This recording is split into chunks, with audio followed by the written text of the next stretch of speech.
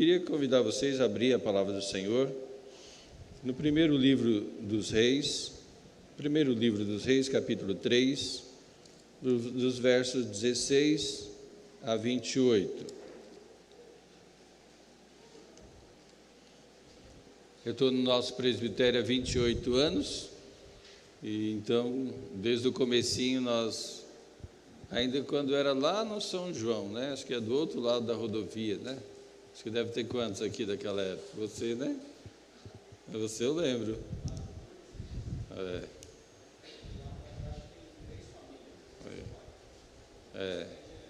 Tudo a gente nova, né? Que coisa boa. Ok. Então o texto é primeiro livro dos Reis, capítulo 3, dos versos 16 a 28, e diz assim: Então vieram duas prostitutas ao rei e se puseram perante ele. Disse-lhe uma das mulheres: Ah, senhor meu, eu e esta mulher moramos na mesma casa, onde dei à luz um filho. No terceiro dia, depois do meu parto, também esta mulher teve um filho. Estávamos juntas, nenhuma outra pessoa se achava conosco na casa, somente nós ambas estávamos ali. De noite, morreu o filho desta mulher, porquanto se deitara sobre ele. Levantou-se à meia-noite e, enquanto dormia tua serva, tirou-me o meu filho do meu lado e o deitou nos seus braços, e ao seu filho morto deitou nos meus. Levantando-me de madrugada para dar de mamar a meu filho, eis que estava morto, mas, reparando nele pela manhã, eis que não era o filho que eu dera à luz. Então disse a outra mulher: Não, mas o vivo é meu filho, o teu é o morto. Porém esta disse: Não, o morto é teu filho, o meu é o vivo. Assim falaram perante o rei. Então disse o rei: Esta diz: Este que vive é meu filho, e teu filho é o morto. Esta outra diz: Não, o morto é teu filho, o meu filho é o vivo. Disse mais o rei: Trazei-me uma espada. Trouxeram uma espada diante do rei. Disse o rei: Dividi em duas partes o menino vivo e dai metade a uma e metade a outra. Então a mulher cujo filho era o vivo falou ao rei, porque o amor materno aguçou por seu filho, e disse: Ah, senhor meu, dai-lhe o menino vivo e por motivo nenhum o mateis. Porém a outra lhe dizia: Nem meu, nem teu, seja dividido. Então respondeu o rei: Dai à primeira o menino vivo, não o mateis, porque esta é a sua mãe. Todo Israel ouviu a sentença que o rei havia proferido, e todos tiveram profundo respeito ao rei, porque viram que havia nele a sabedoria de Deus para fazer justiça. Amém. Vamos orar mais uma vez? Senhor Deus, Pai querido, estamos na Tua casa de oração. Esse lugar tão especial para a nossa alma, tão especial para a nossa vida, tão especial para a nossa família, tão especial porque é a casa de oração. E o Senhor disse na Sua palavra que os Teus ouvidos estariam atentos às orações que se fizessem nesse lugar.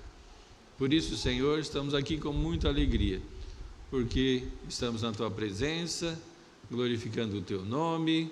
Estamos, ó Deus, honrando o Senhor através da nossa vida. Estamos, Senhor, adorando o Senhor em espírito e em verdade. Fale aos nossos corações. Lemos a Tua palavra. Ela por si só já é edificadora. Mas que o Teu Espírito agora nos ajude a compreender o que nela está escrito, extrair da Tua palavra os princípios e os preceitos que o Senhor exige de nós que estejamos praticando. Dá-nos a Tua graça de compreender essas verdades e muito mais, dá-nos a Tua graça para colocarmos em prática em nossa vida, porque sabemos que se formos somente ouvintes, estaremos enganando a nós mesmos. Por isso queremos ser praticantes da Tua palavra. e não somente ouvintes. Abençoe esta igreja, abençoe o seu pastor, abençoe os membros desta igreja. Te pedimos, ó Deus, que o Senhor os abençoe e os guarde. Ó Pai, e com esse propósito agora de organizar essa igreja, ó Pai, estamos muito felizes que o Senhor mesmo providencie recursos, providencie liderança, providencie, Senhor, tudo quanto for necessário para a organização desta igreja nesta cidade, para que o Teu reino cresça, que o Teu evangelho seja propagado nesta cidade e que muitas almas cheguem ao pleno conhecimento da verdade em Jesus, através da instrumentalidade desses irmãos que aqui congregam. Esse é o nosso desejo, essa é a nossa oração, e nós fazemos em nome de Jesus. Amém. Quando trata de criança, a gente fica sempre mais... quando é uma tragédia com uma criança, nós ficamos muito mais abalados, né? E eu vou lembrar de 2 episódios que passaram na nossa sociedade, né? O primeiro deles é o caso da Isabela Nardoni, né? Que o pai jogou ela do 6º andar. Todos lembram dessa tragédia, né? Já estão soltos, né? Embora tenham pego 30 anos de cadeia, isso foi em 2008, já estão soltos. Inclusive recentemente deu problema que os vizinhos não queriam eles lá por perto, né? Mas é uma tragédia quando o pai, né, comete um assassinato dessa forma.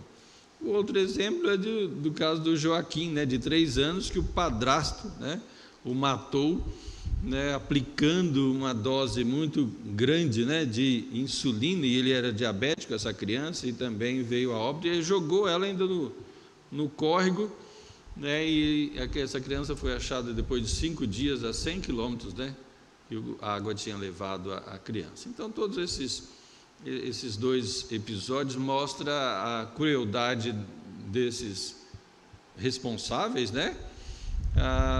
Mas mostra o quanto que o ser humano, né, é mau. Mas esses casos nos chocam por causa que aqueles que deveriam cuidar dessas crianças, os seus protetores, foram os seus algozes, né? Então é isso que nos choca, porque aquele que era para cuidar matou. Então o que você vai esperar, né, de alguém assim? O texto que nós lemos também fala de crianças, de 2, uma viva e uma morta. Mas antes de nós entrarmos no texto, vamos então saber um pouquinho do contexto, né? O rei Davi, ele morre, e quem assume o trono, né, é seu filho Salomão. É claro que Adonias, por ser mais velho, já disse que ele queria ser, né, o rei, mas o Davi já havia dito que era Salomão que iria substituí-lo. E aí então Deus aparece para Salomão e diz assim: pede-me o que quiseres que eu vou conceder a você. E aí então ele pediu para o Senhor o seguinte: dá-me, pois, ao teu servo um coração compreensível para julgar o teu povo, para que prudentemente discirna entre o bem e o mal, pois quem poderia julgar esta grande nação? Então Deus concedeu aquilo que ele pediu, um coração, né, temente ao Senhor. E então o texto sagrado diz: dou-te coração sábio e inteligente, de maneira que antes de ti não houve teu igual, nem depois de ti o haverá. Mas tem uma condição. Há uma condição: se andares nos meus caminhos, guardares os meus estatutos, os meus mandamentos, como mandou Davi teu pai, então eu vou prolongar os teus dias. E aí então o autor do livro de Reis, do primeiro livro, vai, logo depois desse episódio, vai mostrar uma situação em que Salomão demonstrou essa sabedoria divina. Salomão demonstrou esse agir de Deus na vida dele, concedendo esse coração sábio e inteligente, né? De maneira que não teve ninguém mais sábio do que ele, nem depois dele teve alguém tão sábio quanto ele. E ele então conta essa história. narra nessa história desse episódio de Salomão julgando a causa dessas duas mulheres. Nós podemos observar, Salomão era um rei, mas o autor está dizendo, olha, ele era o rei, e ele recebeu duas mulheres prostitutas. Um rei sábio, a sabedoria dos céus, um rei inteligente, um rei acessível, que não fazia acepção de pessoas, porque ele recebeu na sua presença. Então não é qualquer pessoa que chega na presença do rei, né? Não é qualquer pessoa, mas Salomão, como representante de Deus, então ele chega, não tinha outros juízes para julgar essas causas, certamente tinha, né? Mas o autor fez questão de narrar que essas chegaram diante do rei para que ele julgasse a sua causa. E qual que era a causa? Saber quem era a mãe verdadeira do filho vivo, porque tinha uma criança que havia morrido e uma criança viva. Como saber qual que era a mãe se ambas estavam dizendo, é meu filho? E aí, então a narrativa começa dizendo que a mãe chega diante do rei e diz assim, olha, deixa eu contar a história para o senhor, como é que aconteceu. Nós moramos na mesma casa, não tem ninguém, era só nós e eu tive um filho. Depois de 3 dias, ela teve um filho. E aí, então, à noite, ela deitou sobre o menino e matou o menino, né? Imagine o peso de uma mulher, né, sobre uma criança, e matou. E aí ela acordou, viu que o menino estava morto, foi lá e trocou o menino, e pegou o vivo que era meu e colocou para ela, e colocou o morto. Quando eu acordei de manhã, eu vi que não era aquela criança. E a mãe sabe se é ou não seu filho, né? Porque ela gerou 9 meses, ela sente o cheiro, sabia tudo daquela criança. Ela viu que não era o filho dela, e ela então leva para o rei decidir, né, o que queria fazer. E então diz o texto que o rei pegou uma espada e diz, olha, deixa eu dividida. E aí a mãe verdadeira falou, não, então deixa ele vivo para ela mesmo, né? Mesmo que eu fique sem, mas ele ficando vivo já importa, né? E aí então o rei diz, essa é a mãe verdadeira, deu o filho para ela. Nós temos que entender a respeito desse texto algumas coisas. No Antigo Testamento, a prostituição era condenada, e era condenada com a pena de morte. Mas por que essas duas mulheres não eram condenadas, não foram apedrejadas, nada? Porque existiam 2 tipos de prostituição. Uma, a prostituição por necessidade. A mulher, nesse período, ela era totalmente dependente do homem. Quando era solteira, do pai. Quando ela era casada, do marido. Quando ela era viúva, do filho. Só que, se surgisse umas circunstâncias em que ela não tivesse nem o pai, ela não tivesse nem o marido, e ela não tivesse nem um filho para sustentá-la, porque não existia assim, eu vou ser empregada doméstica, não existia isso. Vou trabalhar na roça. Não, a mulher não ia trabalhar na roça, o máximo que elas iam era respigar. Respigar era colher a parte que cabia para os pobres da lavoura, né? Então o Senhor determinava, olha, os cantos da lavoura você não colhe, porque é para os pobres, né? Aquela espiga que cai no chão também você não pega, porque é para os pobres. Então a Ruth fez isso, né? Ela foi respigar e lá encontrou Boaz, né? Então essas mulheres certamente eram desse grupo de prostituir para viver, porque não tinha outra como forma de sobreviver, né? A não ser a prostituição em detrimento da sua condição social naquele momento. E existia o outro tipo de prostituição, que era a prostituição cultual, que era praticada pelos pagãos, que ficavam nos templos, né, pagãos, e as pessoas iam cultuar aos deuses pagãos e se prostituíam lá. Então, essas duas se enquadram nessa situação de miséria, ou se prostituía para viver, ou morria de fome, tá? Então, isso é o que nós vemos aqui, né, na palavra de Deus. Em Provérbios, nós vemos o sábio, né, advertindo os rapazes dos perigos de ser seduzido pelas prostitutas. Está lá em Provérbios capítulo 7. Também, Paulo adverte os cristãos que se manterem longe da prostituição. Está lá em 1 Coríntios capítulo 6, né? E essas mulheres viviam, então, em uma casa, que nós imaginamos que era um bordel, né? Poderíamos colocar isso, mais ou menos assim, e elas chegam agora diante do rei, e o rei, ele tem que decidir, né, qual é a mãe. Então, eu queria pensar com vocês 3 coisas. Primeiro, a presença do pecado no texto, né? O pecado está presente em todas as classes sociais. É a primeira coisa que nós vemos aqui, né? Todas as classes sociais, em todo o ser humano, o pecado está presente. Qual o pecado que está presente aqui na vida dessas mulheres? Primeiro, o pecado da inveja. Uma estava invejando porque a outra tinha um filho vivo e ela tinha um filho morto.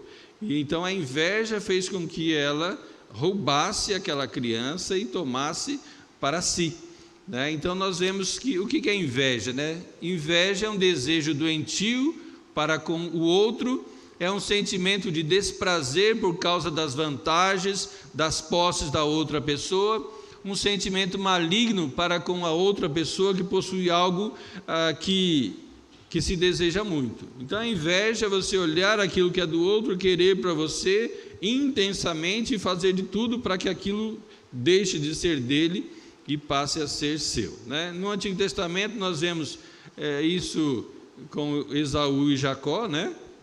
Também com Raquel e Lia, com os irmãos de José do Egito, também com a mãe Mordecai. No livro de Esther nós vemos isso muito claro, né? No Novo Testamento, tanto Jesus Cristo quanto o apóstolo Paulo vai mostrar que a inveja é um mal que a gente deve evitar, tá? Então o próprio Jesus Cristo diz que o que sai do homem, isso é o que contamina. Então a prostituição, o homicídio, a inveja, a blasfêmia. E Paulo vai dizer que algumas pessoas eram cheias de toda injustiça, malícia, possuídos de inveja. Então a inveja é esse pecado que sorrateiramente entra na nossa vida, ou tenta entrar na nossa vida, e ninguém sabe, né? Porque você pode ter inveja de alguma coisa de alguém, mas só você que sabe, e Deus, que você tem esse pecado. Então temos que tomar muito cuidado. Qual que é o outro pecado que está presente aqui na vida dessas mulheres? A mentira. Uma das mulheres estava mentindo, dizendo que o filho vivo era seu, quando na verdade ela sabia que não era. Então a mentira entra na raça humana. Quando o pecado entra na raça humana, a mentira está ali presente, né? Porque mentira é pecado, né? Então o pecado de fazer declarações não verdadeiras, ou agir de modo a deixar uma falsa impressão que leve ao erro, especialmente com a intenção de enganar. Então a mentira é o trapaceiro, né? É aquele, e aí é o dolo, né? E a palavra dolo é a isca, é o engano, é o falso, né? Então tenho certeza que você já recebeu uma ligação de alguém querendo dar um golpe em você, né? Assim, o enganador que está do outro lado, dizendo que é um monte de coisa, e faz isso, faz aquilo. Isso é o enganador, é o dolo, né? É o mentiroso que está presente na nossa sociedade cada vez mais, né? No Novo Testamento se refere a falar falsidade deliberadamente, o mentiroso, né? E o apóstolo Paulo diz assim: deixa a mentira, fale a verdade com cada um do seu próximo, né? Não podemos esquecer de quem é o pai da mentira, o próprio Satanás. O mentiroso engana a si mesmo, pensando que ele vai tirar alguma vantagem, mas antes de mentir para o outro, ele mente para si mesmo. Então, a mentira não deve fazer parte da vida do cristão. Tanto é que o 9º mandamento qual é? Não dirás falso testemunho contra o teu próximo, isso é, não minta. Tá? E a mentira e a idolatria, elas caminham juntas, né? Os falsos profetas se utilizavam da mentira para enganar, né? Então, as pessoas mentiram também com respeito a Cristo, né? E a mentira suprema é aquela que nega que Jesus Cristo veio em carne. Quem é mentiroso senão aquele que nega que Jesus é o Cristo, né? Então, devemos lembrar que a honestidade é parte essencial da vida cristã e a mentira deve ficar longe da nossa conduta, né? Quando a gente olha para algumas pessoas que mentiram na Bíblia, Ananias e Safira, né? É bem claro esse texto de Atos capítulo 5, porque Deus está dizendo, olha, a mentira não deve fazer parte da igreja, porque um casal mentiu e morreram instantaneamente. Mentiram e morreram. Mas por que o Senhor quis deixar registrado lá em Atos capítulo 5 que alguém mentiu e morreu? Porque Deus está dizendo assim, olha, a igreja de Jesus Cristo, esse pecado não pode estar presente na vida da igreja. Deus odeia o divórcio, mas odeia também a mentira, a ponto de tirar a vida daqueles membros da igreja que haviam mentido, né? Então, o mentiroso desqualifica a si mesmo para apresentar-se diante de Deus. O mentiroso perde o direito de qualquer promessa de vida eterna, tanto é que a palavra vai dizendo naquele corolário lá de pessoas que não vão entrar no reino dos céus, o mentiroso está lá, né? Então temos que tomar muito cuidado. Então queria pensamos a respeito do pecado, né? O pecado está presente em todas as classes sociais, em todo o ser humano. Nós vemos também que nesse texto Deus revela a sua verdade através de homens sábios, que é a graça, né? Onde que nós vemos a graça presente nesse texto? Vimos o pecado presente. Onde vemos a graça presente nesse texto? Através da vida do rei Salomão. Deus abençoa pessoas através de homens e mulheres sábios. A mãe verdadeira recebeu um presente de Deus por intermédio do rei, porque ela recebeu o seu filho, porque um homem sábio, orientado pelo Senhor, fez com que ela fosse abençoada. Então, nós vemos a sabedoria de Salomão aqui, né? E ele, com a graça de Deus, solucionando esse problema que seria dificílimo, né? Como saber quem estava falando a verdade? Eram duas pessoas que não tinha ninguém perto, só tinha as duas, e as duas dizendo a mesma coisa, meu filho e eu e meu filho. Como saber e solucionar esse problema? Somente com a sabedoria vindo da parte de Deus, né? Enquanto a mentira e a inveja faziam parte da vida de uma mulher que queria o filho da outra, a graça e a verdade estão na vida e nos lábios de Salomão, né? E ele então, com a sabedoria de Deus, vai decifrar aquele enigma, solucionar aquele problema. A graça de Deus pode se manifestar na nossa vida para abençoar pessoas também. Quantas vezes, né, as pessoas nos procuram, né, ou para pedir oração ou para pedir orientação, aconselhamento. O que você me aconselha a fazer nessa situação? Eu estou com esse problema, e por isso nós precisamos da sabedoria do alto, né, da sabedoria de Deus para orientar biblicamente, né? Porque a grande questão toda não é o eu acho. Você tem que sempre dizer, a Bíblia diz isso. Porque se você diz que a Bíblia diz isso, né, e baseado no que a Bíblia diz mesmo, você não tem problema que se você vai errar ou não. Por quê? Porque é a Bíblia que diz, e a Bíblia não erra, né? A Bíblia é ela não contém erro, e se nós usarmos a Bíblia como padrão para situações, né, para resolver os problemas das situações, usando princípios da Bíblia, a gente nunca vai dizer coisas que não são verdade. Então, vimos o pecado, vimos a graça através da vida de Salomão e vemos a missão. Qual é a missão, né? A missão é sempre falar a verdade, mesmo que isso traga-nos prejuízo. A missão é: eu devo falar a verdade sempre. Eu não devo ter inveja de ninguém. Eu aprendi a viver contente em toda e qualquer situação, diz o apóstolo Paulo, estando numa penitenciária, estando em uma masmorra. E ele diz: aprendi a viver contente em toda e qualquer situação, tanto se está humilhado, quando está honrado, em abundância, escassez, tudo posso naquele que me fortalece. O contentamento deve fazer parte da vida do cristão, não ter inveja do outro. Por quê? A um o Senhor deu 5, ao outro deu 2 e ao outro deu 1, conforme a capacidade de cada um. É o Senhor que escolheu a família que eu nasci, com os pais que eu tenho, a cidade que eu moro, né? O ano que eu nasci. O Senhor que escolheu todas essas coisas. O Senhor escolheu 5, ou 2, ou 1.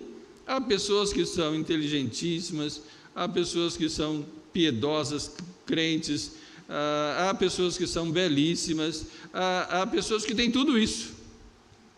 Ganhou 5 talentos, ela não pode reclamar de nada, tem que todo dia dobrar o seu joelho e dizer: obrigado, Senhor, só agradecimento. Mas há pessoas que recebeu só 1, né? Então vai trabalhar bastante, vai ter bastante dificuldade para conquistar as coisas, mas tudo para a glória de Deus, né? Então não temos que ter inveja de ninguém, né? Porque é o Senhor que dá aquilo que nós temos, inclusive a nossa intelectualidade, né? A nossa capacidade intelectual foi o Senhor quem nos deu. Há pessoas que fazem a universidade com um lápis na orelha e sem anotar nada, e não ficam de pé em nenhuma matéria. E há outros que se matam de estudar para poder tirar 5 e passar. O que é isso? Quem é que escolheu ter essa mente brilhante e o outro? Deus que escolheu, porque ele tem uma profissão que exige mais essa capacidade intelectual para um, e uma profissão que exige menos essa capacidade intelectual para outro. Então o Senhor, tudo isso para a glória dele, né? Então não temos que ter inveja de ninguém. Faça sempre o que é certo, nunca cometa injustiça, não dê prejuízo para os outros, não engane o seu próximo para obter vantagem. O cristianismo é a religião que ensina a gente a praticar a justiça. Lembra de Miqueias 6:8? O que é que Deus quer do homem? Que pratique a justiça, que ame a misericórdia e que andes humildemente com o seu Deus. O que é praticar a justiça? É fazer o que é reto, o que é correto, o que Deus exige, que não são penosos os mandamentos do Senhor, né? Então ele exige de nós isso. Ok, se eu parasse por aqui, esse sermão poderia ser pregado em uma sinagoga. Mas onde está Cristo no texto? Lembra, nós somos cristãos. Toda a Bíblia, Cristo está presente. Onde é que está Cristo presente no texto? Onde tem um movimento cristológico, né? Porque toda a Bíblia, em todo o texto, tem um movimento cristológico. Você vai perguntar: onde é que está Cristo nesse texto? Uns podem dizer: está na sabedoria de Salomão, porque afinal de contas, lá em Provérbios, né? Em Provérbios vai dizer que a sabedoria, Provérbios capítulo 8, né? A sabedoria está em todos os lugares, está na esquina, está na praça, está, né, clamando, né, a plenos pulmões. E Salomão aqui é um homem sábio, então Cristo está presente na sabedoria de Salomão. Pode ser, mas olhando para o texto e perguntando: Senhor, onde é que o Senhor está aqui no texto? Cristo está no texto, no menino vivo. Jesus Cristo é o menino vivo. Pastor, por que o senhor afirma isso, né? Que o menino vivo é o Cristo aqui no texto? Por que as mulheres queriam tanto o menino? Porque ela podia dizer assim, não, um bebê vai me atrapalhar no meu trabalho. Então ele morreu? Que bom, né? Por que elas não pensaram assim? Porque o menino era o resgatador. Lembra? As mulheres dependiam do pai, dependiam do marido, dependiam do filho. Mas como que um bebê iria resgatar a mãe? Esse bebê iria crescer, iria trabalhar e iria tirar essa mãe da prostituição. Esse bebê, o resgatador dessa. Por isso, esse amor a essa criança como a última esperança, porque senão elas teriam que passar o resto da vida naquela vida miserável que vivia. Mas esse menino iria resgatar essa mãe desta vida miserável e proporcionar a ela uma vida favorável, uma vida agradável, mesmo que ela teria que aguardar algum tempo. O menino que estava para ser dividido é o Cristo nessa passagem. Aquelas mulheres foram levadas para a prostituição para não morrerem de fome, porque não tinham pais, maridos ou filhos grandes para sustentá-las. O menino era a única esperança. O menino é o Cristo. Elas estavam na miséria agora, mas o menino ia crescer, iria resgatá-las, porque nenhum menino que já trabalhava deixaria sua mãe permanecer na prostituição, ele iria tirá-la daquela situação. Não foi isso que Cristo fez com a gente? Cristo nos resgatou da miséria do pecado. Aqui o pecado é a prostituição, né? A inveja, a mentira, mas Cristo nos tirou também da miséria de vida em que vivíamos. E aí nós lembramos, né?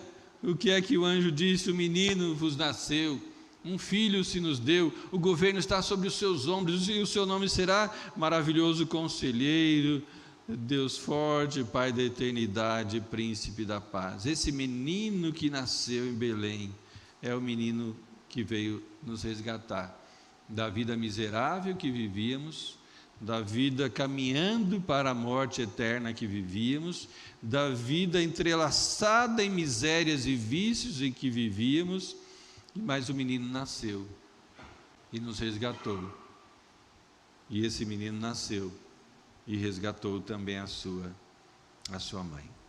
Algumas aplicações para a nossa vida. Primeiro, fale sempre a verdade em amor.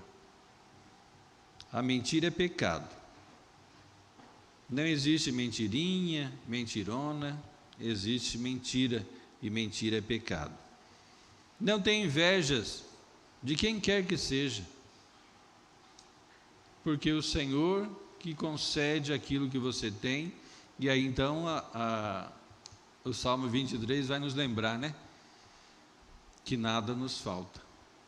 Então, se eu não tenho, é porque eu não preciso, porque se eu preciso, o bom pastor providencia.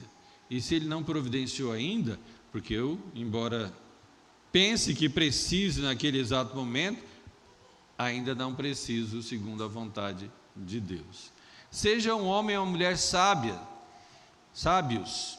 a sabedoria é divina. Não seja sábios aos seus próprios olhos, mas seja sábio segundo a vontade de Deus.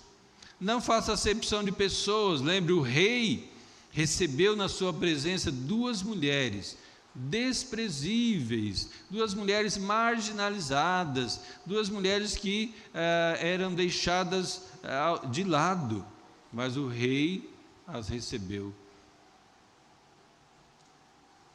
Se você não acha que não tem sabedoria, lembre-se que se alguém precisa de sabedoria, peça a Deus, que a todos dá liberalmente, diz a palavra do nosso Deus. E por último, tenha mais de Cristo. Tenha mais do caráter de Cristo. Tenha mais dele a cada dia. Lembre-se do Cristo, menino que nasceu, um menino que nasceu, mas que agora está no trono, governando sobre o universo, governando sobre tudo e sobre todos. É aquele menino que nasceu, mas hoje é o Rei dos Reis, o Senhor dos Senhores. Que o Senhor nos dê a graça de nunca esquecermos que também nós estamos perdidos no mundo, numa vida sem sentido, mas fomos resgatados pelo poder do Senhor nosso Deus.